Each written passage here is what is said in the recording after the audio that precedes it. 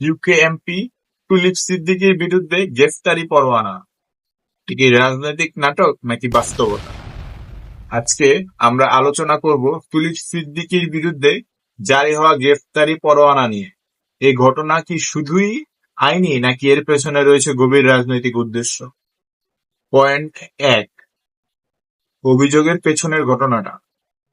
বাংলাদেশের দুর্নীতি দমন কমিশন অভিযোগ করেছে তুলিপ সিদ্দিকী ঢাকায় একটি জমি অবৈধভাবে পেয়েছেন, যা তার খালা শেখ হাসিনার মাধ্যমে প্রাপ্ত।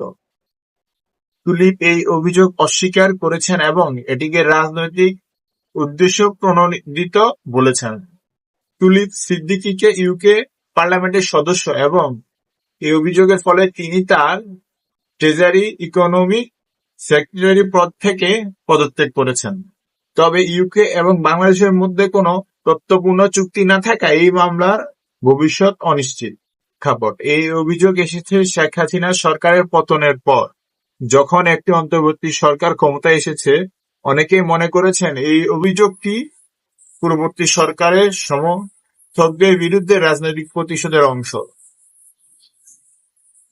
তুলিপ সিদ্দিকীর বিরুদ্ধে এই অভিযোগ কি সত্যি দুর্নীতির বিরুদ্ধে লড়াই নাকি এটি একটি রাজনৈতিক নাটক?